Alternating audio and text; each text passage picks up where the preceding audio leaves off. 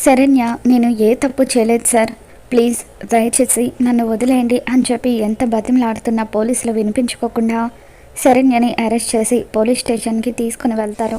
మరోపక్క దర్శన్ అప్పుడే స్నానం చేసి బయటకు వస్తాడు సమీరతో. ఏంటి సమీర, ఎవరో డోర్ కొట్టినట్టుగా అనిపించింది, ఎవరు అని చెప్పి అంటూ ఉంటే, ఎవరో ఒక అతను వేరే వాళ్ళ రూమ్ అనుకొని పొరపాటున మన రూమ్కి వచ్చాడు, చెప్పి పంపించానులే దర్శన్, ఇక ఎవరు మనల్ని డిస్టర్బ్ చేయరు అని చెప్పి సమీర అంటూ ఉంటుంది.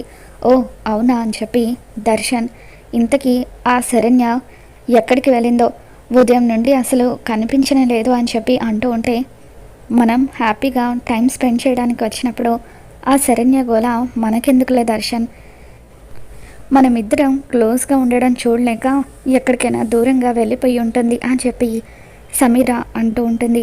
మరోపక్క శరణ్యని పోలీసులు లాకప్లోకి పంపిస్తారు. ఇక మరికొంతమంది ఆడవాళ్ళతో కలిసి శరణ్య ఆ లాకప్లో ఉంటుంది. అక్కడున్న లేడీ కానిస్టేబుల్ని బతిమలాడుతూ, మేడం ప్లీజ్ మేడం, దయచేసి నన్ను వదిలేయమని మీరైనా చెప్పండి, నేను నిజంగానే ఏ తప్పు చేయలేదు అని అంటూ ఉంటే, కస్టమర్తో రెడ్ హ్యాండెడ్గా దొరికిపోయిన తర్వాత కూడా తప్పు చేయలేదని నువ్వు ఎలా అంటావు, అయినా నీలాంటి వాళ్ళను నా సర్వీస్లో ఎంతమందిని చూడలేదు, దొరికిపోయిన తర్వాత ప్రతి ఒక్కరూ కూడా చెప్పేది ఇదే మాట అని చెప్పి ఆ కానిస్టేబుల్ అంటూ ఉంటుంది. ఏమ్మా నువ్వు ఎన్నాళ్ళ నుండి ఈ పని చేస్తున్నావని చెప్పి శరణ్య పక్కనున్న ఆవిడ్ని అడుగుతూ ఉంటే, 6 నెలలు అని చెప్పి ఆవిడ అంటూ ఉంటుంది. కానీ నిన్ను చూస్తుంటే మాత్రం ఫ్రెష్గా ఈ మధ్య ఇందులోకి వచ్చినట్టుంది అని చెప్పి ఆ కానిస్టేబుల్ అంటూ ఉంటే, మేడం మీకు దండం పెడతాను, దయచేసి నా గురించి అలా మాట్లాడకండి, నేను నా భర్తతో కలిసి ఆ రిసార్ట్కి వచ్చాను అని చెప్పి శరణ్య అంటూ ఉంటుంది. నేను ఒక గొప్పింటి కోడల్ని మేడం అని చెప్పి శరణ్య అంటూ ఉంటే, అవునా నువ్వు గొప్పింటి కోడలువా, సరే నేను నీకు ఫోన్ ఇస్తాను, ఆ ఫోన్లో నుండి నువ్వు మీ వాళ్ళకి ఫోన్ చెయ్యి, ఏ గొప్పింటి వారు మాట్లాడతారో చూస్తాను అని చెప్పి కానిస్టేబుల్ అంటూ ఉంటుంది. దాంతో శరణ్య కానిస్టేబుల్ ఫోన్ ఇవ్వడంతో ఆనంద భైరవికి ఫోన్ చేయాలని అనుకుంటుంది. ఇక ఒక్క క్షణం దర్శన్ గురించి ఆలోచించి, ఇప్పుడు నేను ఈ విషయం గురించి అత్తయ్య గారికి చెప్తే దర్శన్ గారి గురించి కూడా మొత్తం చెప్పాల్సి వస్తుంది, అప్పుడు దర్శన్ గారి మీద అత్తయ్య గారు కోప్పడతారు, నా వల్ల దర్శన్ గారు ఇబ్బంది పడకూడదు అని చెప్పి శరణ్య ఆగిపోతుంది. తర్వాత ఆ ఫోన్ని కానిస్టేబుల్కి తిరిగి ఇచ్చేస్తుంది. ఏంటమ్మా ఇప్పటి వరకు నేను గొప్పింటి కోడలనని అది ఇది చెప్పావు, మరి ఫోన్ చేసి మాట్లాడమనేసరికి నోరు పడిపోయిందేంటి అని చెప్పి కానిస్టేబుల్ అంటూ ఉంటుంది. ఏం లేదులేండి మేడం అని చెప్పి శరణ్య ఏడుస్తూ అక్కడ లాకప్లో కూర్చొని ఉంటుంది. మరొక పక్క ఆనంద భైరవి లహరికి ఒంట్లో బాగోలేకపోవడంతో లహరి దగ్గరే కూర్చొని తనకు సేవ చేస్తూ ఉంటుంది. ఇక ఇంతలో శరణ్య దర్శన్ ఇద్దరు కూడా ఆనంద భైరవికి గుర్తొస్తారు. ఇదేంటి ఉదయం నుండి శరణ్య అసలు ఫోన్ చేయలేదు, అక్కడ ఎలా ఉన్నారో ఏంటో, ఒకసారి శరణ్యకి ఫోన్ చేద్దామని చెప్పి ఆనంద భైరవి ఫోన్ చేస్తూ ఉంటుంది. శరణ్య ఫోన్ పోలీస్ స్టేషన్లో ఉండడంతో అక్కడున్న ఒక కానిస్టేబుల్ ఫోన్ లిఫ్ట్ చేస్తారు. అమ్మ శరణ్య అని చెప్పి ఆనంద భైరవి అంటూ ఉంటే, శరణ్య కాదండి, నేను ఇక్కడ పనిచేస్తున్న కానిస్టేబుల్ని అని చెప్పి అంటూ ఉంటాడు. ఇక దాంతో ఆనంద భైరవి, అదేంటండి మా కోడలి శరణ్య ఫోన్ మీ దగ్గర ఉండడం ఏంటి అని చెప్పి ఆనంద అంటూ ఉంటుంది. దాంతో అక్కడున్న కానిస్టేబుల్, మీ కోడలి ఫోన్ మాత్రమే పోలీస్ స్టేషన్లో ఉండడం కాదు, మీ కోడలు కూడా పోలీస్ స్టేషన్లోనే ఉంది, తను ప్రాస్టిట్యూషన్ కేసులో అరెస్ట్ అయిందని చెప్పి అక్కడున్న కానిస్టేబుల్ ఆనంద భైరవికి చెబుతాడు. దాంతో ఆనంద భైరవి ఒక్కసారిగా షాక్ అవుతూ లేచి నిలబడి, ఏం మాట్లాడుతున్నారండి మీరు, మా కోడలు ప్రాస్టిట్యూషన్ కేసులో అరెస్ట్ అవ్వడం ఏంటి, మా అబ్బాయి మా కోడలు ఇద్దరు కలిసి హనీమూన్కి వెళ్ళారు అని చెప్పి ఆనంద భైరవి అంటూ ఉంటుంది. అదంతా మాకు తెలియదు మేడం, మీరు ఏదైనా మాట్లాడాలనుకుంటే స్టేషన్కి వచ్చి మాట్లాడండి, మా ఎస్ఐ గారికి రైడ్లో మీ కోడలు రూమ్లో వేరొక అతనితో దొరికిపోయింది అని చెప్పి అక్కడున్న కానిస్టేబుల్ ఆనంద భైరవికి చెప్పడంతో, సరే అండి నేను ఇప్పుడే బయలుదేరి వస్తున్నాను అని చెప్పి ఆనంద, అసలు శరణ్య ప్రాస్టిట్యూషన్ కేసులో అరెస్ట్ అవ్వడం ఏంటి, దర్శన్ ఏం చేస్తున్నాడు అని చెప్పి వెంటనే ఆనంద భైరవి దర్శన్కి ఫోన్ చేస్తుంది. దర్శన్ ఏం చేస్తున్నావు అని చెప్పి ఆనందభైరవి కోపంగా అడగడంతో ఏం లేదమ్మా, ఊరికి రూమ్లో ఉన్నాను అని చెప్పి అంటూ ఉంటాడు. శరణ్య ఏం చేస్తుంది అని చెప్పి ఆనందభైరవి అడుగుతూ ఉంటుంది. దాంతో దర్శన్ నిద్రపోతుందమ్మా అని చెప్పి అంటూ ఉంటే షటప్ అంటూ ఆనందభైరవి గట్టిగా అరుస్తుంది. ఇప్పుడు శరణ్య నీ దగ్గర లేదన్న విషయం నాకు తెలుసు, మర్యాదగా ఉన్న పలంగా 2 టౌన్ పోలీస్ స్టేషన్కి వచ్చేసేయి అని చెప్పి ఆనందభైరవి అంటూ ఉంటే పోలీస్ స్టేషన్కా ఎందుకమ్మా అని చెప్పి దర్శన్ అంటూ ఉంటాడు. ముందు నువ్వురా, వచ్చిన తర్వాత నీకు అన్ని విషయాలు చెప్తాను అని ఆనందభైరవి అంటూ ఉంటుంది.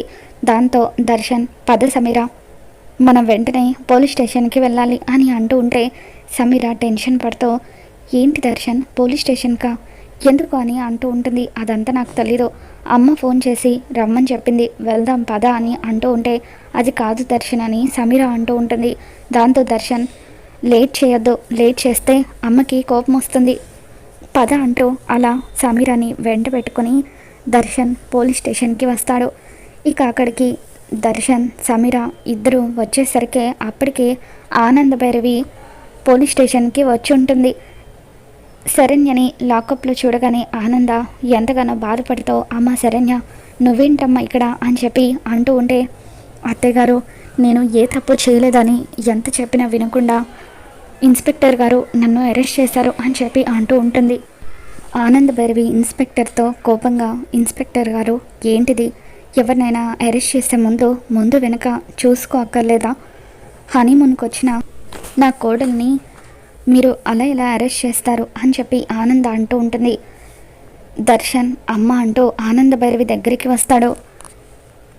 నాన్న దర్శన్ ఏంటి నాన్న ఇది, శరణ్యను ప్రాస్టిట్యూషన్ కేసులో అరెస్ట్ చేయడం ఏంటి అని చెప్పి అంటూ ఉంటే అప్పుడు అక్కడున్న ఇన్స్పెక్టర్ ఆనందభైరవితో మేడం ఇతను మీ అబ్బాయా, కానీ ఇందాక ఇతను రూమ్లో మరొక అమ్మాయితో ఉన్నాడు, ఆ అమ్మాయి పేరు సమీర, ఆ అమ్మాయి తన భార్య అని కూడా చెప్పాడు అని అంటూ ఉంటే అప్పుడు ఆనంద ఒక్కసారిగా పోలీస్ స్టేషన్లోనే దర్శన్ చెంప పగలు కొడుతుంది. ఇన్స్పెక్టర్ గారికి నువ్వు నీ భార్య సమీర అని చెప్పావా అని ఆనంద అంటూ ఉంటే అవునమ్మా చెప్పాను, కానీ ఎందుకలా చెప్పాల్సి వచ్చిందంటే అని దర్శన్ అంటూ ఉంటాడు. దాంతో ఆనంద ఛీ నువ్వు నా కొడుకు అని చెప్పుకోవడానికే సిగ్గుగా ఉంది, కట్టుకున్న భార్య పేరు చెప్పకుండా నువ్వు ప్రేమించిన ఆ సమీర పేరు చెప్తావా, శరణ్య మీద ప్రేమ ఉన్నట్టుగా నటించి తనతో హనీమూన్కి రావడానికి ఒప్పుకొని నువ్వు చేసింది ఇదా, కట్టుకున్న భార్యకి ఇంత ద్రోహం చేస్తావా, పాపం ఆ పిచ్చిది, నువ్వు దాన్ని ఇంత బాధ పెడుతున్నా ఇక్కడ జరుగుతున్న విషయాలేవి కూడా నాకు చెప్పలేదు అని ఆనంద అంటూ ఉంటుంది. ఇక అలా ఆనంద ఇన్స్పెక్టర్ గారితో మాట్లాడి దర్శన్ శరణ్య పెళ్లి ఫోటోలు చూపిస్తూ ఇన్స్పెక్టర్ గారు తను నా కోడలు, ఈ అమ్మాయి కావాలని నా కొడుకుని వల్ల వేసుకొని వాడిని ట్రాప్ చేసింది అని చెప్పి సమీర మీద కేసు పెడుతుంది. ఇక దాంతో పోలీసులు సమీరాని అరెస్ట్ చేస్తూ ఉంటారు. నువ్వు అసలు ఆడదానివేనా, డబ్బున్న కుర్రాడని తెలిసి అతనికి పెళ్ళయ్యి భార్యతో ఉండగా నువ్వు అతన్ని ట్రాప్ చేస్తావా అని చెప్పి పోలీసులు సమీరాని అరెస్ట్ చేస్తారు. పోలీసులు శరణ్యని రిలీజ్ చేయడంతో శరణ్య ఒక్కసారిగా ఆనందభైరవిని పట్టుకుని ఏడుస్తూ ఉంటుంది. అత్తయ్య గారు అని చెప్పి శరణ్య ఏడుస్తూ ఉంటే అమ్మ శరణ్య నువ్వేం బాధపడకు, నీకు నేనున్నాను, ముందుగానే నాతో ఈ విషయం చెప్పుంటే పరిస్థితి ఇక్కడి వరకు వచ్చేదే కాదు అని చెప్పి ఆనంద అంటూ ఉంటుంది. తర్వాత దర్శన్ని శరణ్యని ఆనందభైరవి ఇంటికి తీసుకుని వస్తూ దర్శన్తో చూడు దర్శన్, ఇంకొక్కసారి నాకు తెలియకుండా నువ్వు శరణ్యకి ద్రోహం చేయాలని చూస్తే నేను ఊరుకోను, ఇదే నా లాస్ట్ వార్నింగ్ అని చెప్పి దర్శన్కి బుద్ధి చెప్తూ ఉంటుంది. మరి రాబోతున్న ఎపిసోడ్లో ఏం జరగబోతుందో మళ్ళీ మన ఛానల్లో తెలుసుకుందాం. ఈ వీడియో మీకు నచ్చినట్లయితే తప్పకుండా లైక్ చేయండి.